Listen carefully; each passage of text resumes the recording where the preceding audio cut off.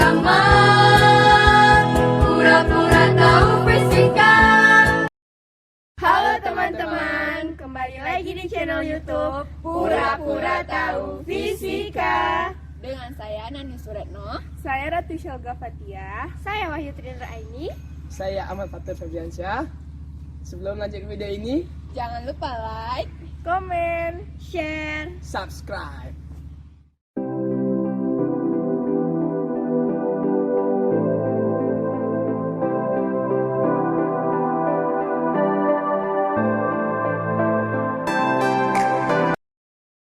Hai Sobat Fisika, apa kabar? Tentunya baik bukan? Pada kesempatan kali ini kami dari kelompok 1 kelas 11 MIPA 1 akan membahas materi yang berjudul Hukum Archimedes benda di dalam air yang berhubungan dengan gerak semu. Simak penjelasannya, check this out. Jangan lupa untuk klik tombol like, comment, share, dan subscribe. Karena subscribe itu gratis, guys. Baik, di sini saya akan menjelaskan definisi hukum Archimedes itu sendiri. Hukum Archimedes adalah hukum yang menyatakan bahwa setiap benda yang tercelup, baik keseluruhan maupun sebagian ke dalam fluida, maka benda tersebut akan menerima dorongan ke atas atau yang disebut juga dengan gaya apung. Misalnya gaya apung yang diterima nilainya sama dengan berat air yang dipindahkan oleh benda tersebut dan memiliki arah gaya yang bertolak belakang dengan gaya berat.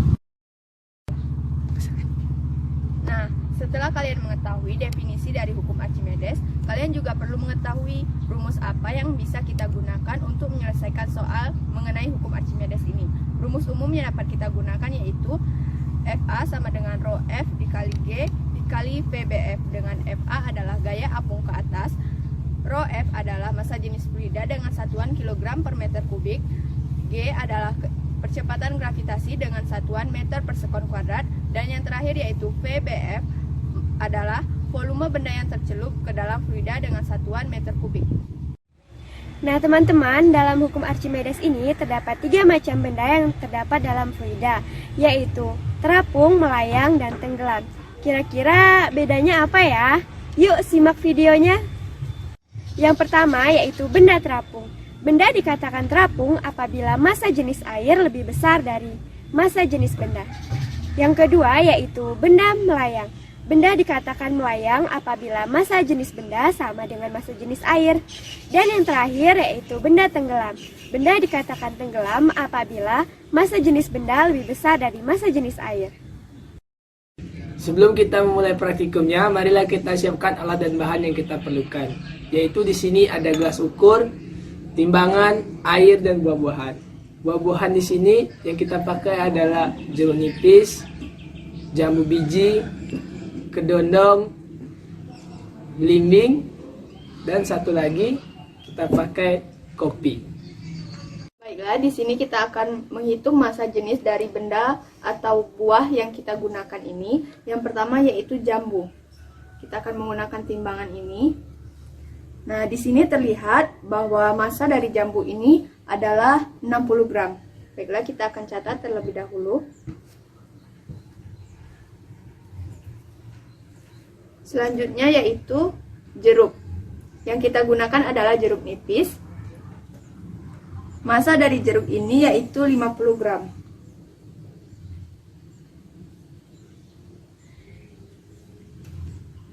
Yang selanjutnya yaitu belimbing. Belimbing ini memiliki massa 30 gram.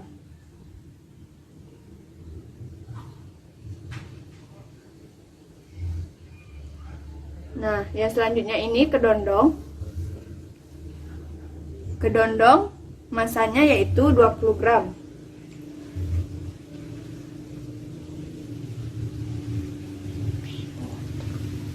Yang selanjutnya yaitu kopi. Ini kecil dan sebenarnya di sini tidak terlalu banyak perubahannya, jadi kami bulatkan menjadi 5 gram.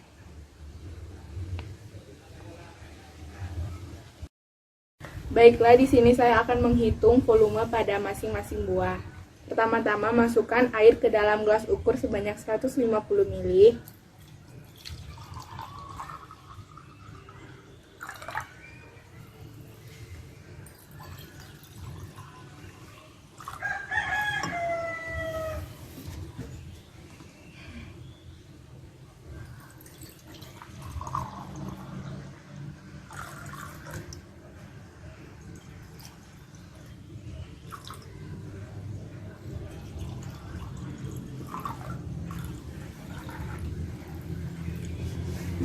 Baiklah, sekarang saya akan memasukkan buah ke dalam masing-masing gelas ukur yang sudah diberi nama.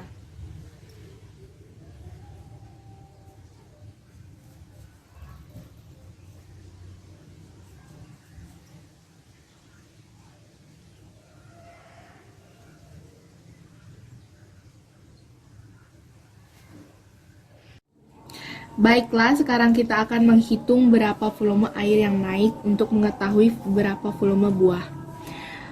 Jumlah volume air yang naik pada jambu yaitu 225 dikurang volume awal 150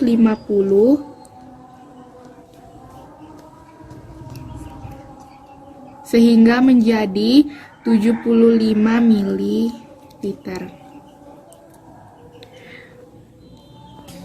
Dan volume air yang naik pada jeruk 190 ml dikurang volume awal 150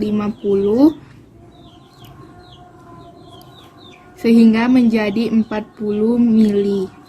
Pada belimbing, air naik sebanyak 190 dikurang volume awal 150 ml sama dengan 40 ml. Dan pada kedondong, volume air naik sebanyak 165 dikurang volume awal 150 sama dengan 15 ml. Dan pada kopi, volume air naik sebanyak 155 dikurang volume awal 150 sama dengan 5 ml. Selanjutnya kita akan menghitung massa jenis buah tersebut untuk mengetahui hubungan bahwa benda tersebut terapung, melayang, dan tenggelam. Nah, untuk mencari massa jenis buah tersebut, kita bisa menggunakan rumus Rho sama dengan massa buah dibagi dengan volume buah. Pertama, kita akan mencari massa jenis dari jambu. Rho sama dengan massa jenis buah jambu dibagi dengan volume jambu, yaitu 60 gram dibagi dengan 75 ml menjadi 0,8 gram per sentimeter kubik. Selanjutnya yaitu buah jeruk. Rho sama dengan massa buah jeruk dibagi dengan volume buah jeruk, yaitu 50 gram dibagi 40 gram menjadi 1,25 gram per sentimeter kubik. Selanjutnya buah belimbing. Rho sama dengan massa buah belimbing dibagi dengan volume buah belimbing. Massanya yaitu 30 gram dibagi dengan volumenya yaitu 40 ml menjadi 0,75 gram per sentimeter kubik. Kemudian buah kedondong. Massa buah kedondong dibagi dengan volume buah kedondong yaitu massanya 20 gram dibagi dengan volumenya yaitu 15 ml menjadi 1,3 gram per sentimeter kubik. Yang terakhir yaitu kopi.